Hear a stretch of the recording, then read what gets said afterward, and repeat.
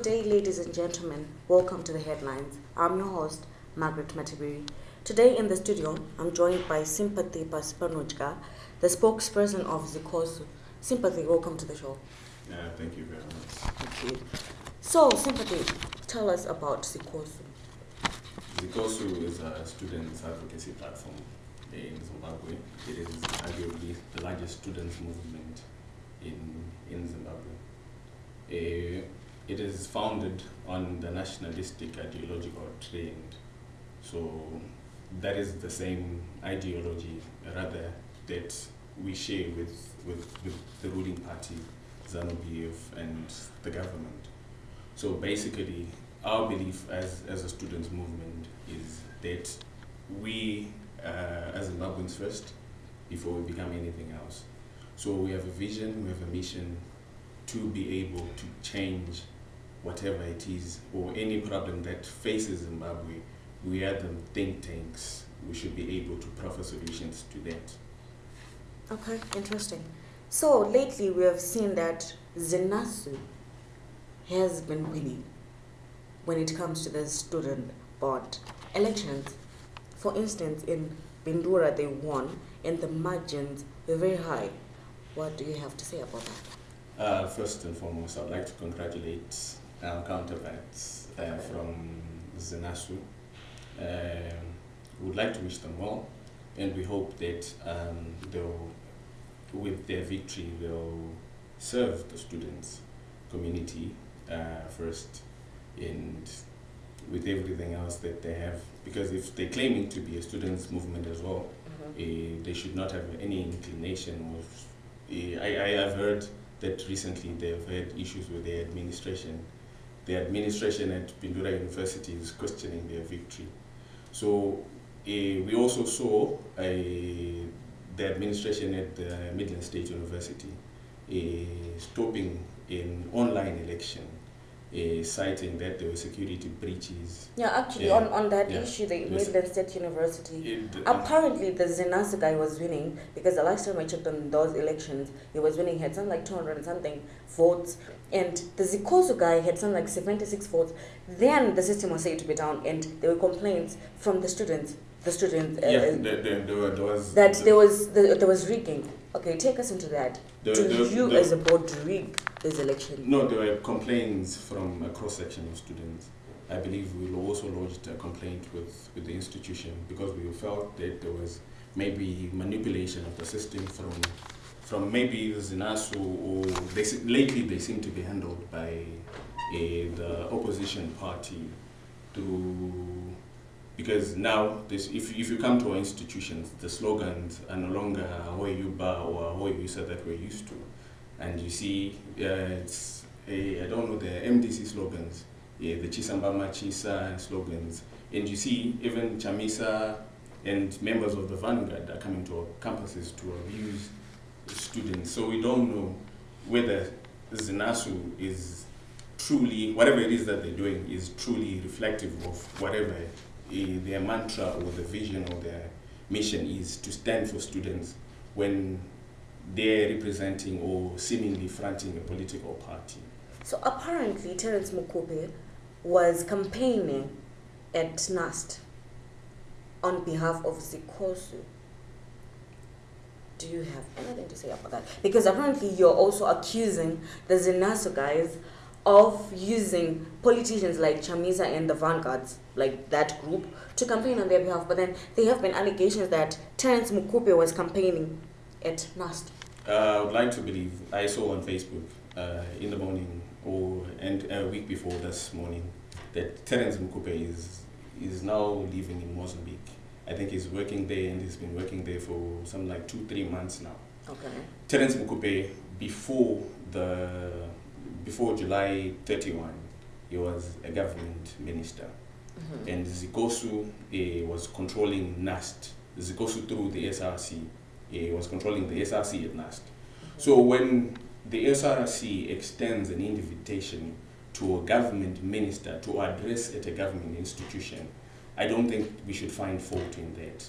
Oh, so if it's NAST inviting a former government official, there is no problem whatsoever. No, I and think if it's ZINASU that's inviting a political leader, I think when Terence Mukube was invited, he was still in his capacity. He was invited in his capacity as Deputy Minister of Finance at the time. So the general assertion is that Zicosu is aligned to the ZANU-PF party. Is that true? We have a very good working relationship with ZANU-PF. Also, the results... Zicosu remains an independent organization. Yes, because is an independent organization. Because apparently on your websites, the Zicosu websites from across all SRC boards, like Zicosu boards from different universities, you make it a point to have pictures here and there, posts here and there about the political party and pictures with members of the political party. So it's just a front. Like basically, you're not aligned to them. It's just that you share the same sentiments. Basically we share the same ideology as ZANU-PF. We believe that this nation should progress. Okay. Basically. So, and sharing pictures, our members, we have plenty of members, and they can be members of the ruling party as well. Okay. So there is no law, or according to our constitution, we cannot stop our members from joining ZANU-PF. No, that's not the point that I was driving at. But then, if you want to get into that, I'll explain. This is the thing. It's different when you, as an individual, go to your Facebook or Twitter account and post pictures, various pictures, with certain political members. And it's a different thing when you take to that Facebook account, which is under Zicosu, not an individual, and you do the same thing. That's what I was driving at. Okay. But then Zicosu, then I would like to respond to it. Okay. Zicosu primarily mainstream student issues to the government and vice versa. We try and seek to help the government in seeking redress to certain things, because we believe students are also active members of society. So, and a lot of them are youth. So let's say, for example, that we would want to lobby for the government to take a deliberate investment in young people, who engage the government, engage whatever. If you saw before, on the 5th of May, we had a National Students' Convention with the President, and a lot of student issues were discussed on the day, on the event, and we were happy that the current President, Comrade E.D. Mnangagwa, was able to listen, and he took time from his busy schedule to listen to student issues, and we're hoping that most of them will be addressed. Okay, so basically what you're saying is that you are just a student board and you're not aligned to any political party, and when you feel like the issues that you want the government to address, you can as well go to the government and ask them to address those issues. Are those privileges also extended to the ZINASU? I would like to believe that we have enough democratic space in the country so far. The leadership that we have in our country. I do not want assumptions. Are those privileges extended to ZINASU? No, I want you to answer the question that I'm asking you. I'm the spokesperson for Zicosu. I wouldn't speak for ZINASU because I do not know. Before you become a student body. But what I know is there is enough space in the country for anyone, any citizen to be heard. So I hope that ZINASU gets the same privileges as Zicosu. If they're genuinely a student's body that is lobbying for student issues, they should be heard. Before one is termed ZINASU or Zicosu, the general assumption is that you are all for the rights of the students. So regardless of which affiliation you stand with, you would be concerned with the general livelihood of the students. Yes. So I didn't think that this had anything to do with you being Zicosu or ZINASU. It was a matter of saying that this opposition party is doing this opposition in your case, which can be ZINASU. So I personally did not feel like my personal view is if they have any issues that they want to lobby for the students, and I'd like to believe that we have a reasonable government now, and they will definitely listen. So if they engage the government as much as we do, the government should be able to listen to them. But then, okay, this is the thing, or maybe I got this wrong. If you're voted in as the president of the SRC, Yes. and probably the vice presidency goes to Zicosu, you guys are supposed to be working together. So in that capacity, you have no idea whatsoever if members of the Zicosu have come to you as a board, because it's no longer Zicosu or Zicosu, it's just the student board, that you Yeah. come together and you have, The or there are those divisions, like those divisions. No, divisions still. the fusion between when in the SRC, a lot of times there exists that the president is from Zicosu, the vice president is from Zicosu, but they're there to drive home student issues to the administration that is on the campus. So I'd like to believe, as a people, we have a common goal to drive student issues to the administration and relay back the message to the students. So I'd like to believe there will exist a good working relationship. Okay. So speaking of the students, the livelihood of the students, in the recent months, we have seen the rise in inflation, and we've seen that the bond note is no longer at par with the US dollars, and life has become unseemingly hard for the general populace. How are the students relating to this? Students have not been spared. It's happening to everyone, unfortunately. Students, we rely on monies that are sent from home, from our parents. Sometimes you get $100 maybe, but then $100 doesn't buy what it used to buy 3 months ago. So students are also facing the same economic challenges as everyone else. And it's very sad. So we understand that the SRC is a very important board, in the sense that many people who come from these boards end up being political leaders at some point. So basically, you guys are up to date with what's happening with current affairs that happen.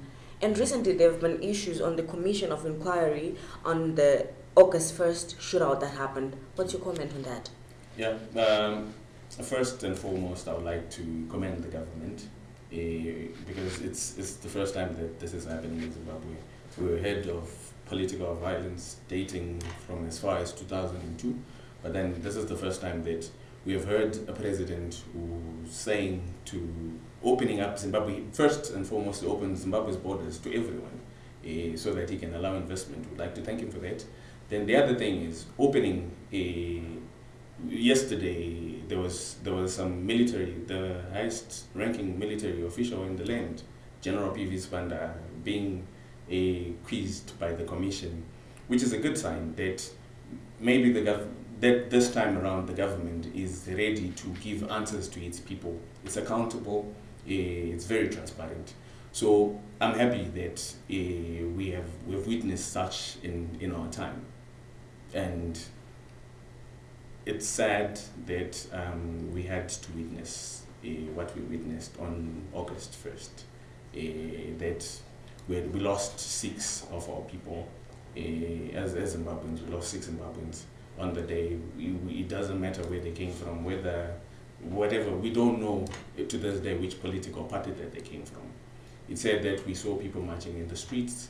It said that that occurred, the overt and brutality, but then questions were asked and we need answers. We're also waiting for answers. The military, to this day, we saw yesterday, everyone else to this day believed that it was the military that had shot the people that had died. But then taking a cue from the General P.V. Spanda and the other senior military official, who's Brigadier General Sanyatwe, they have said that they cannot say with confidence that it was the military that was responsible for the killings. So which points us to a hidden hand, to a third force. And I would like to bring to your attention, but I'm sure you know, that previously when parties were conducting primary elections, the MDC, through Charlton Wendell's, the Deputy National Treasury General, he hinted that his opponent, who's the vanguard leader, was terrorizing him with guns and everything else. So which feeds into the new assertion that the vanguard members, or those that were protesting. Some of them had guns. So it's a possibility that these people have always seek to undermine whatever it is that is happening in the country.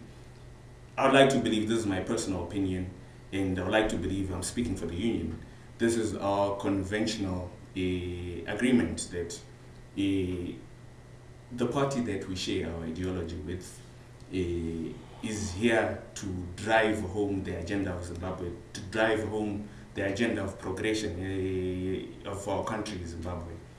And we all know MDC and other opposition political parties have always rode on human rights abuses and everything, so that they continue to maybe stifle our economic growth, maybe.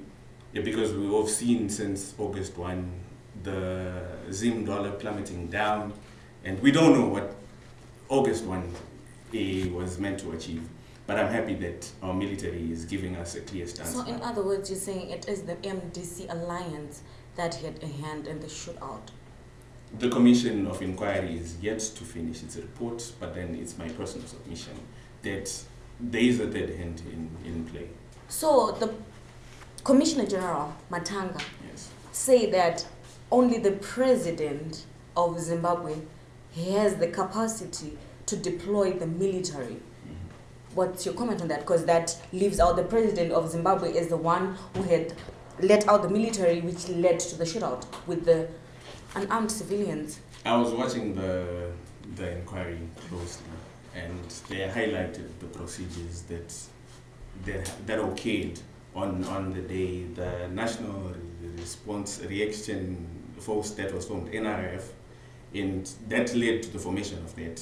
It is said procedurally, Commissioner General Matanga spoke to his minister, who was Dr. Obed Mpofu, then Dr. Mpofu spoke to the then Minister of Defense and our Vice President, retired General Chiwenga, and communication was done through that channel.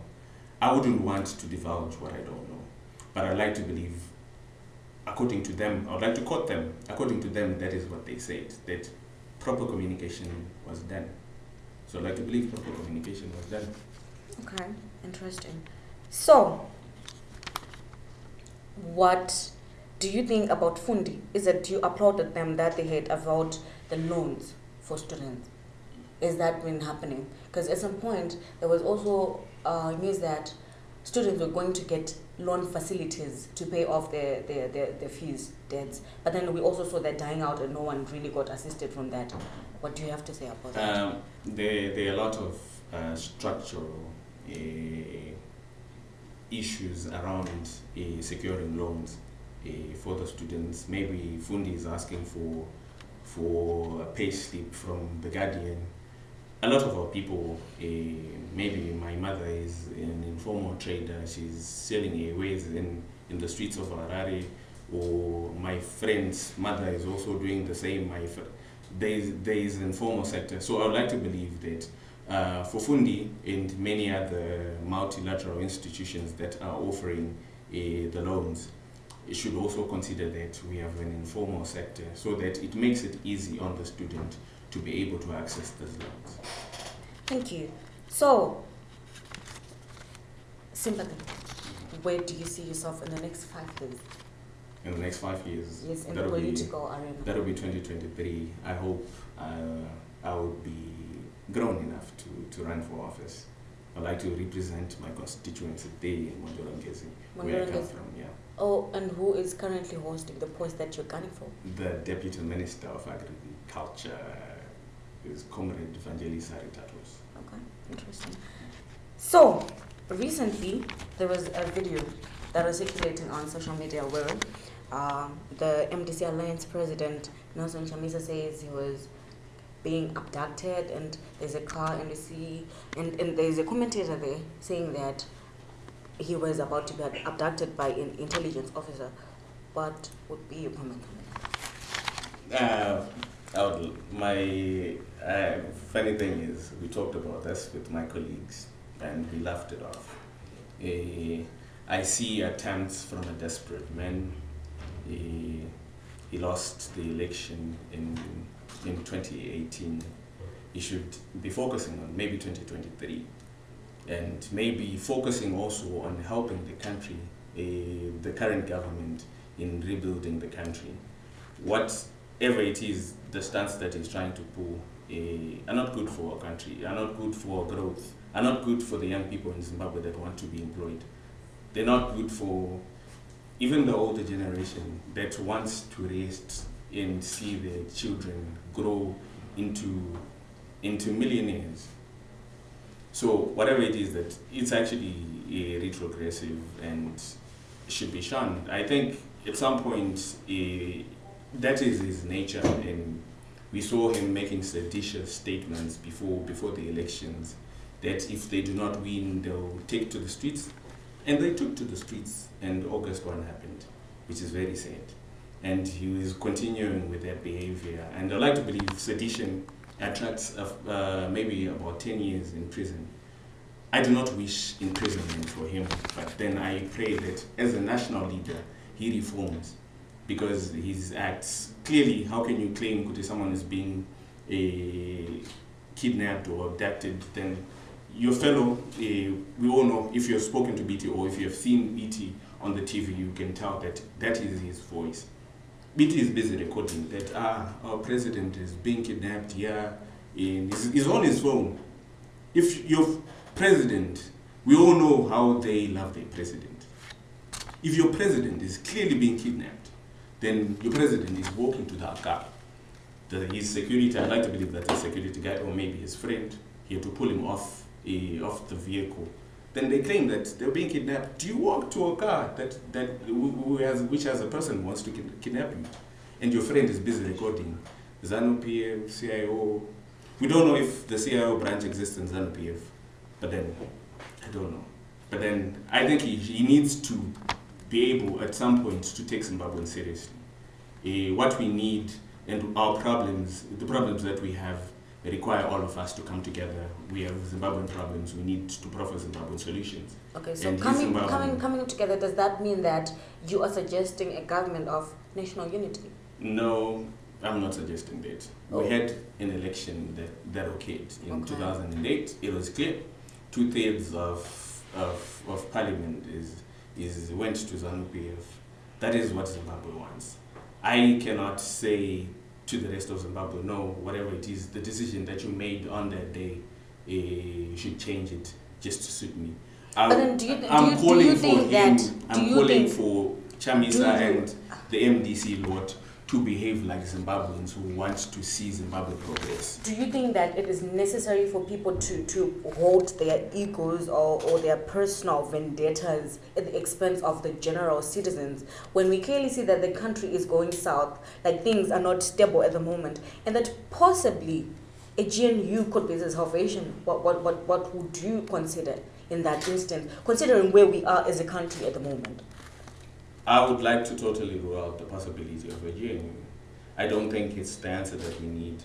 The panacea that we need as a country is just mere acceptance that ZANU-PF trumped to victory in 2018. Then if people just become Zimbabweans who want to work together, they have MDC representation in parliament, they have MDC alliance, then there's Muliswa, who is an independent, is also in parliament. And if everyone comes together, the parliament should be able to drive home the economic progression that we seek as a country. There is equal representation of everyone in parliament. And I would like to believe that President Mnangagwa extended a hand to the opposition, that he was offering them a position, leader of opposition, maybe in government or maybe in parliament. So that humility that you said, that people should swallow their pride, they should come together and work together. Opposition or not, opposition is there to criticize the government where they see that there is a problem, and compliment the government as well. So, what do you think is the way forward for Zimbabwe as a country, moving from where we are currently, where we have inflation, we have no drugs in hospital, we have people being asked to pay for the simplest of basics in US dollars. What do you think? And we've also seen that prices have suddenly gone up even in US dollars. What do you think is the way forward? I would like to believe that the government has maintained its stance that there is 1:1 value, as in putting money on the price of money, a monetary value, the Zim dollar, but then there are a lot of unscrupulous people within the economy, and those people are responsible for driving us to the direction that we're heading at. So I call for the government to take very steep and to take a firm hand and introduce firmer and steep penalties to those people who are caught doing whatever it is that they're doing to manipulate the currency in the manner that they are.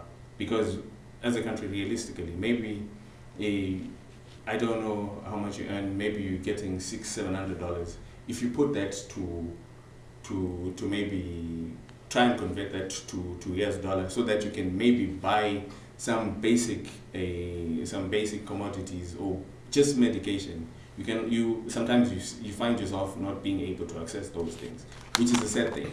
So we would like for Zimbabweans to take one. I would like to urge the government first to do that and to call upon the people of Zimbabwe to shun whatever buying money from the streets, because it takes all of us. It's a collective action that is required from us. It takes the government first for them to introduce steeper laws, for them to be firm enough to say to the people, enough is enough. And it takes all of us Zimbabweans as well, because when maybe cooking oil is there in our supermarkets at $3.70, but because we know a manager somewhere, then I go and buy that cooking oil in bulk, then I sell it in the streets for $10. Then that doesn't make sense. And the person that is buying that cooking oil at $10 should ask themselves what they're doing when the cooking oil is there in the supermarket at $3.70. So it takes all of us. I'd like to believe we need collective action. Yes. So we see that these things are also affecting the students who are usually away from home. And there's also the issue of the 2% tax that was introduced. How do you think students are coping? How do you think this has impacted the life of the students? The funny thing is, I was speaking to my colleague before I walked into the interview, and I would like to agree with them that maybe there are countries that exempt those people that cannot afford to pay taxes. You pay the tax, then you go and claim it. So we would like to seek that exemption from maybe the students should be exempted from paying the 2% tax. The student and those who cannot afford, they should be able to be given a platform that they can go and reclaim their money. Okay, so you were talking about the issue of dollarization and the black market. What do you suggest that the students do in the event that probably they have chronic diseases and they need to get medication and they're away from home and they are forced to use the black market route to buy US dollars so that they can access those necessities? What do you think should be done? You're saying that they should avoid the black market, but then we are at a dead end where a student needs to survive, and the only way to do that is to go through the black market. Like I said, we need a collective stance, to take a collective stance, collective action and everything. Our campuses have, our students, especially those that are residing on campuses, and most of our students, when you pay your fees, you pay medical aid fund. So students can be treated on campus. So maybe I was speaking to those that are contributing